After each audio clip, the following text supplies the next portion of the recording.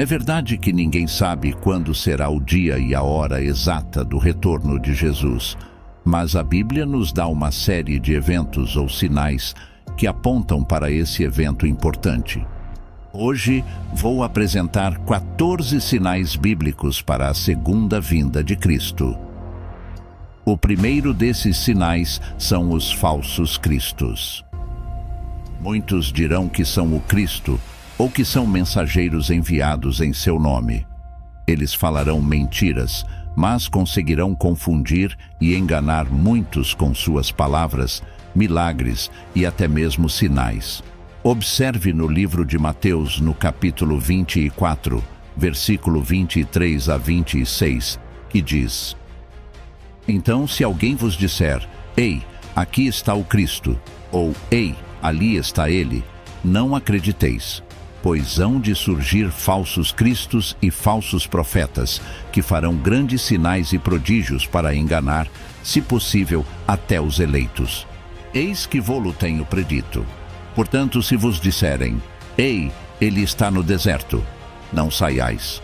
Ei, ele está no interior da casa, não acrediteis. Nesse trecho, Jesus adverte seus discípulos sobre a vinda de falsos cristos e falsos profetas, que tentarão enganar as pessoas com sinais e prodígios impressionantes. Ele os aconselha a não acreditar em qualquer alegação de que o Cristo está em algum lugar específico, seja no deserto ou no interior de uma casa. A mensagem principal é que a vinda de Cristo será visível e inconfundível, e não será uma experiência restrita a locais específicos. Essa passagem é uma advertência para que as pessoas estejam atentas e não se deixem enganar por falsas alegações sobre a vinda de Cristo. Guerras e conflitos. Haverá um aumento notável de conflitos e guerras entre nações ou entre grupos dentro da mesma nação. No livro de Mateus, capítulo 24, versículo 6, nos diz: E ouvireis falar de guerras e rumores de guerras. Olhai, não vos assusteis, porque é necessário assim acontecer, mas ainda não é o fim.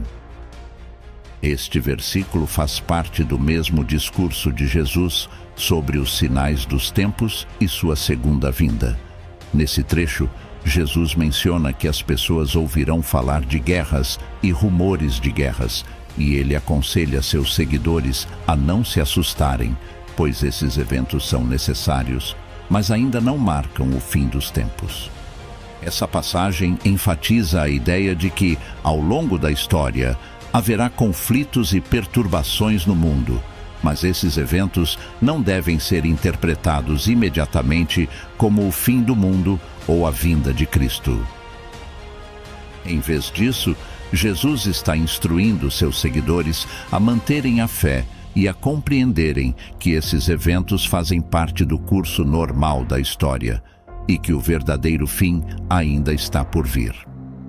Essa mensagem é uma maneira de encorajar a perseverança e a fé diante das adversidades e incertezas que as pessoas podem enfrentar ao longo de suas vidas.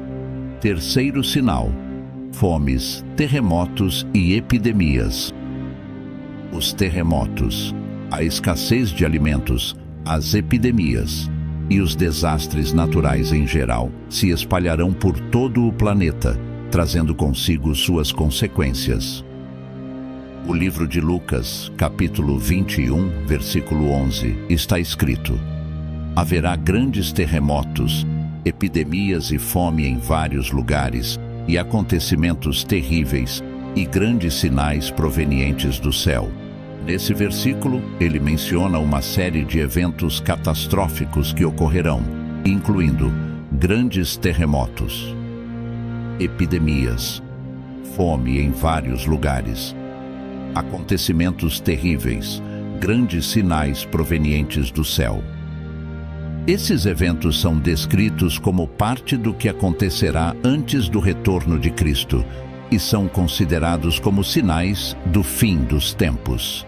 Eles são frequentemente interpretados como indicadores de que o mundo passará por dificuldades e tribulações significativas antes do cumprimento das profecias bíblicas relacionadas à segunda vinda de Jesus. Esses tipos de profecias e sinais são encontrados em vários trechos dos Evangelhos e no Apocalipse, e têm sido objeto de interpretação e debate ao longo da história cristã. Eles são vistos como uma chamada à vigilância, à fé e à preparação espiritual. O quarto sinal, a perseguição. Haverá uma perseguição generalizada dos cristãos. Os cristãos serão alvos de todos e enfrentarão uma perseguição irracional. Muitos serão julgados e condenados, e outros perderão suas vidas por se manterem firmes sem negar sua fé em Jesus.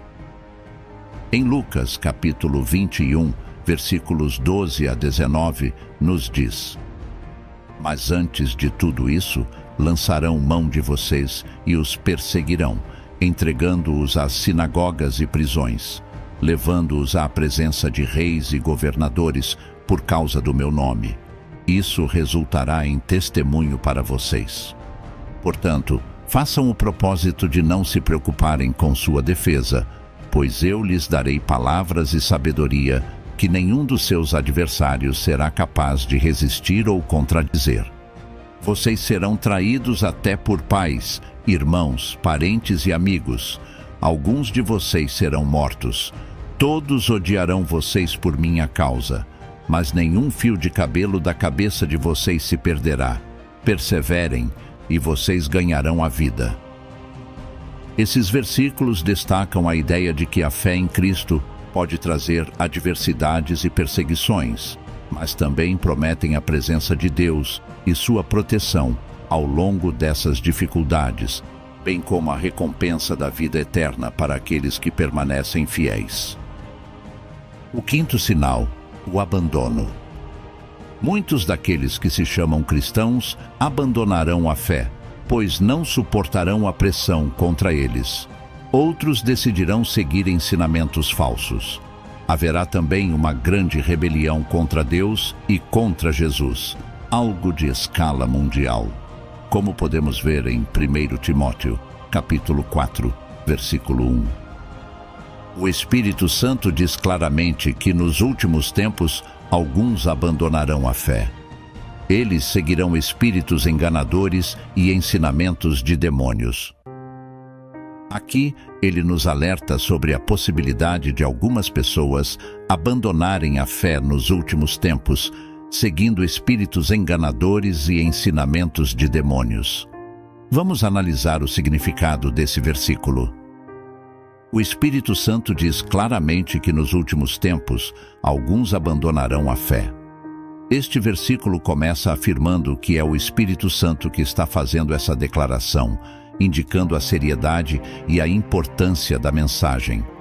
Ele prevê que, em um momento futuro, os últimos tempos, algumas pessoas que antes eram crentes abandonarão a sua fé cristã. Eles seguirão espíritos enganadores. Isso significa que aqueles que abandonam a fé serão influenciados por forças enganosas e malignas que os afastarão da verdade.